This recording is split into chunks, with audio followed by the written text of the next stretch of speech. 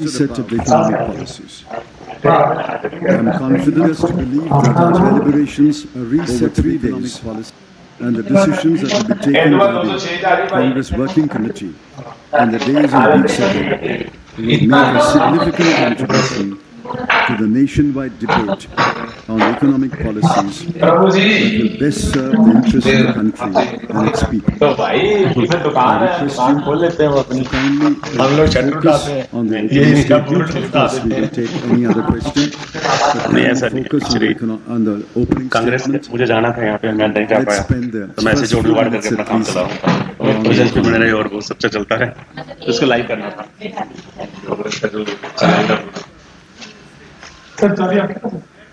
ये चिदम्बरम है, मेरे से तो ना वो ब्लॉक होता ही नहीं। ठीक है, ये चिदम्बरम है। ठीक है, ये भी फाइनेंस में था ना।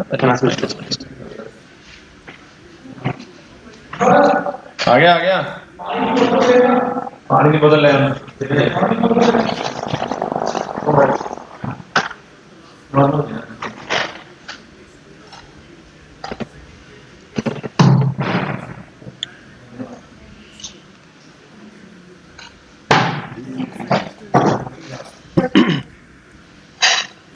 On the GST, we believe that the compensation period of 5 years that will expire on 30th of June 2022 must, and there is no quibble on that, must be extended. It must be extended by at least another 3 years. We would strongly disapprove if any attempt is made by the central government or the Union Finance Minister to railroad the GST Council and prevent it from recommending an extension of the GST compensation period by another 3 years. We will strongly oppose that, and we will insist that it be extended.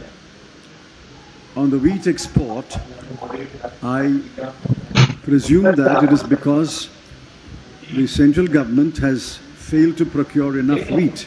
It's not that wheat production has come down. It's more or less the same. In fact, it may be marginally more. Yesterday, I was told by the Chhattisgarh minister that they have been able to procure 97 lakh tons of paddy. So if procurement had taken place, there would not be any need to ban the export of wheat. But let me add, banning export of wheat is an anti-farmer measure. It deprives the farmer of reaping the benefit of higher export prices. It is an anti-farmer measure. And I'm not surprised. This government has never been very friendly to the farmer.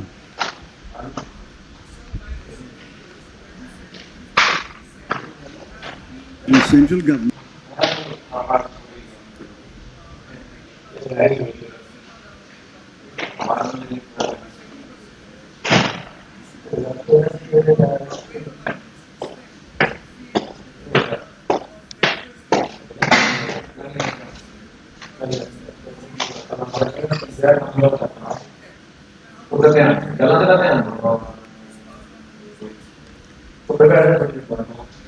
you know better than I do that reset is a different word and review or is the same, reconsider is maybe marginally more. I don't know if you remember 1991, I remember it very vividly. And I have first-hand experience of the policy in 1991. But we are now 30 years down the road. The world has changed. India has changed. A reset means taking into account global and domestic developments and fine-tuning the policies that have obviously given us benefits. But clearly, a time for reset has come. On your second question, it's highly technical. I'm not sure how many in your audience would be interested in that. There is a fiscal deficit. But that fiscal deficit includes what you spend on social services. You can't say social services expenditure adds to the fiscal deficit, which adds to the public debt. And that would be a complete perversion of priorities. A fiscal deficit is made up of all expenditure minus all revenues. One expenditure is social services. The prudent and wise approach is to fix the priority for social services expenditure. And in our view, if 10% of the bottom of India is in extreme poverty, and our rank in the global hunger index is 101 out of 116, these are clearly indicators that we must spend more on social services. Hello. Request everyone to use the mic so that others in the hall can hear your question. Supriya. So the question is, you said in your opening remark that inflation is fueled by the government also. The government is fueling the inflation. But one of the reasons which is coming from the other side is that there is war going on between Russia and Ukraine. And that is why there is an impact which has led on the oil prices, which has led to this inflation. What's your take on this entire narrative, which is that because there is a war going on, that's why there's an impact on the domestic or the Indian economy also? It's a lame excuse. India cannot blame the rise in oil prices as a reason for this high inflation. This high inflation, this inflationary trend is noticed even pre-Ukraine war. The high fuel taxes, the high administered prices, say, on cooking gas, and the high GST rates all predate the Ukraine war. Next, they will say, Mr. Putin asked us to impose his taxes. That's rubbish.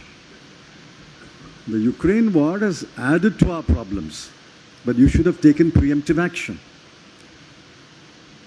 It's now widely believed that the RBI was behind the curve. And why was the RBI behind the curve? I suspect RBI was behind the curve because the government nudged it to go slow. So I don't think simple lame excuses like Ukraine war can explain why there is such high WPI inflation and CPI inflation. If you can pass the mic to Saubhadra. Supriya, here, on your left hand side. Quickly. Saubhadra from ST. After that, Anjali. Mr. Chidambaram, my question to you.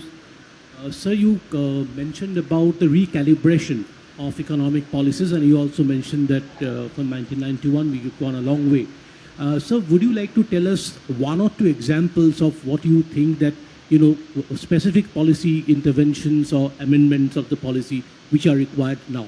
I wish I could tell you, but I can't, because deliberations are underway, and deliberations must be followed by decisions. The deliberations are in a group of 60 persons, and the decisions have to be taken by the Congress Working Committee. So I wish I could tell you, but I'm sorry, until the decisions are taken, I can't tell you. I can only tell you our thinking. Our thinking is 30 years down the line, while we acknowledge that we have reaped enormous benefits as a result of liberalization, we take into account global and domestic developments and reset our policies for the next 10, 20, 30 years. Anjali from UNI. After Hi, that, sir. Sanjeev Chopra. So price rise definitely is the biggest challenge in front of. So inflation is today definitely the biggest challenge for people. But apart from that, there are a lot of things, as you said, which are wrong with the economic policy, which have led to the situation. But when it comes to the people, mostly they do not understand economic policies and matters. So my question is that would you also be doing something to take this message of what is wrong with the economy to the people? Well, if the message has not reached the people, we plead guilty, but we also plead guilty on your behalf. We are collectively guilty. So allow me to plead guilty on your behalf also. So if you cooperate with us, we can take the message to the people. The people I meet in my village or town feel the pinch of inflation. It's not yet become a large protest, but it will become. If inflation continues to rise at this rate, it will become a large protest. So you talked about, you stressed on reset of the economic policies, keeping into consideration the latest global and global trends. Would you be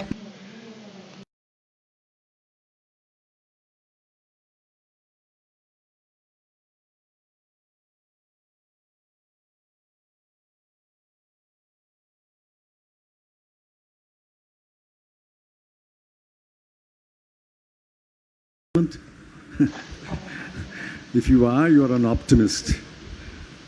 We will prepare a set of policies that will serve the people of India, our economic interests, as the Congress party sees it, and we will take it to the people. I don't believe the government is willing to listen to anyone, much less the Congress party. So my question is to you that what's the view of the economic committee about the taking petrol diesel under GST, because it is really hurting the people of the common man of our country. And second is, what is the view of your committee about the states demanding the GST compensation, their dues, and all financial condition of the states? I've answered the second question when I answered Mr. Prabhu's first question. I've already answered the second question. On the first question, there is a complete breakdown of trust between the central government and the state governments. And if you think that only the non-BJP state governments have expressed this breakdown of trust, you're wrong. Privately, we know that even BJP finance ministers who attend the GST Council have expressed their dismay and concern about this complete breakdown of trust. Within this complete breakdown of trust, there is no way, there is no chance at all of the present government making even any headway in trying to persuade states to bring petrol and diesel under GST. There is no chance of that happening under this government. Hello. All are seeking more support from central government, economical support, like GST, time-to-time reimbursements like that. So how do you see this? People are suffering from Tamil Nadu, kind of Kerala at all. So how do you see this? Time-to-time GST reimbursements, and they are seeking more support from central governments on the schemes which comes under the state governments. This is not Tamil Nadu and Kerala. 78,704 crores are pending from the central government to the state governments as on 31/3/22. Let me repeat that number. Rupees 78,704 crore is pending. We are already in the middle of May. This amount has not been paid. And the compensation period will come to an end on 30th of June 2022. I believe it's the unanimous demand of all the state governments that the compensation period must be extended and arrears of GST must be paid forthwith. Sir, because you're talking about the reset within the economic committee, whether there's a possibility of a resolution saying that the next economic line will be taking a step back from the liberalization policies that it's initiated. You're completely wrong. I'm sorry to interrupt you. We are not stepping back on liberalization. We are stepping forward post-liberalization. Please don't make a mistake in your report. We are not stepping back from liberalization. We are stepping forward post-liberalization, taking into account global and domestic development. Yeah, and also, sir, how do you plan to politically counter BJP's policies? The BJP Arvind Subramaniam, he was talking about providing tangibles like free houses, ration scheme, where people are lifted out of extreme poverty rather than being concerned about rising inequalities. So how do you politically counter the BJP with an economic kind of a framework? Rising inequalities and extreme poverty are not extreme poverty is one of the effects of rising inequalities. Anyway, I don't want to elaborate on that. Remember, there was an India Shining campaign in 2003-2004. We were able to take our message to the people and roundly soundly defeat the India Shining campaign. What the government is doing is another repeat of an India Shining campaign. We are confident that when the Congress Working Committee deliberates after the session takes the appropriate decisions an economic program that will appeal to the people, we will defeat the hype and the hyperbole and the exaggeration of the Modi government. As you stated clearly about the dire state of economy. Dire state of economy. Do you fear that Sri Lanka-like situation emerge in India also? Now, I don't wish it, nor do I fear it. We still have a democratic process, although attempts are made by the Modi government to suppress voices in parliament and outside. We still have a democratic process. And I don't wish Sri Lanka kind of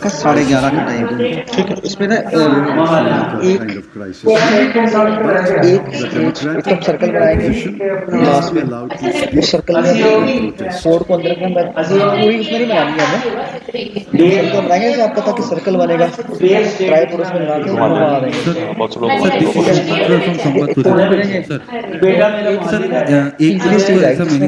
बेरोजगारी ऐसे उसके बावजूद ये जो एक के बाद आपको क्या लगता है आपकी तरफ से नहीं जा पा रहा है उपाय क्या है? This is a general question. I've said that the people feel the pinch of loss of jobs. Transition actually transition में काम आता है सीन चेंज करने के लिए वो फिर क्योंकि मेरा मन था लगाने के लिए लेकिन वो फिर वो चली आई वो 30 सेकंड का वो रहे मेन रहे 2 सेकंड की वो क्या गया आदमी फिर बार बार देखता है कि हुआ क्या है ये क्या तो वो ट्रांजिशन सीन था तो कैमरा मैंने उसको दिया और मुझे लगी करने का उसको मैंने कहा अपना मोबाइल दे दे उसका अच्छा है उससे करने का मैं आपको 2-3 वो बता दूंगा आपको चीजें जहाँ जहाँ मैं करनी कि मैं आप मैं चाहता हूँ कि आप पार्टिसिपेट करें ठीक है वो नहीं कि वो चाहिए आप बहुत ज्यादा आप ये नहीं कहोगे कि मैं यार मेरे से नहीं हो पाएगा नहीं ये करना है नहीं कर रहा हूँ मैं कल तो किए मैंने सारे कल बस एक वो नहीं किया कर पाया मैं वो वाला नहीं कर पाया मैं लेकिन ये कन्फ्रंटेशन वाली है आपके सामने वाली है तो आपके सामने हमेशा एक पार्टनर होगा तुम्हें पकड़ लूंगा ना मैं तो फैसिलिटेट लगा रहा हूँ मुझे घूमना पड़ेगा फैसिलिटेटर को ही पकड़ो Yesterday in your group, Rahul Gandhi participated.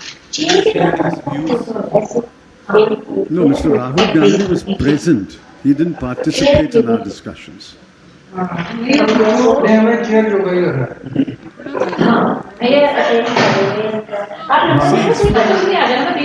people to decide what is more important. In my view, the fact that over 50% of women are anemic, a large proportion of children are anemic, stunted and wasted, that should hit us rather than should somebody meet Jhatka meet somebody complaining about the decibel level of loudspeakers. These issues can be addressed in normal administrative course. But the fundamental issue is Extreme poverty among 10% of the people, in my assessment. Nutritional deficiency, poor learning outcomes, and poor health outcomes. I urge you to read the ASA report 2021 and the NFHS 5 report. It hits you. If you are a sensitive Indian citizen, it hits you. What kind of learning outcomes and what kind of health outcomes we have in the 75th year of independence. These are the material issues. And I'm going to spend every ounce of energy speaking on these issues. From MP after that, Aditi Fadnis. Chidambaram साहब मेरे दो सवाल हैं पहला तो ये कि 8 साल पहले मई 2014 में डॉलर के मुकाबले रुपया जो है वो 60 रुपया 60 रुपये से नीचे था अभी 77 रुपये के करीब पहुंच गया है हमने प्रधानमंत्री मोदी को देखा था यूपीए सरकार पर निशाना साधते हुए आपकी सरकार पर निशाना जो मौजूदा हाल है इस तरह रुपया कमजोर हो रहा है तो आम लोगों को क्या दिक्कत हो रही है इसको कैसे आप कन्वे करेंगे ये सवाल है किस तरह से लोगों की जेब ढीली हो रही है दूसरी बात यह है कि चिंतन शिविर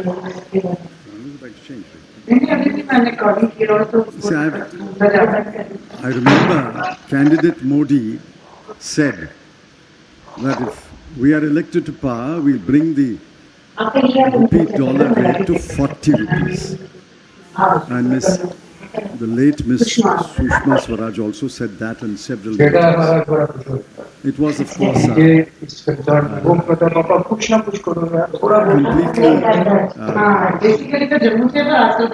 wrong statement. They betrayed a complete lack of understanding of how the exchange rate moves.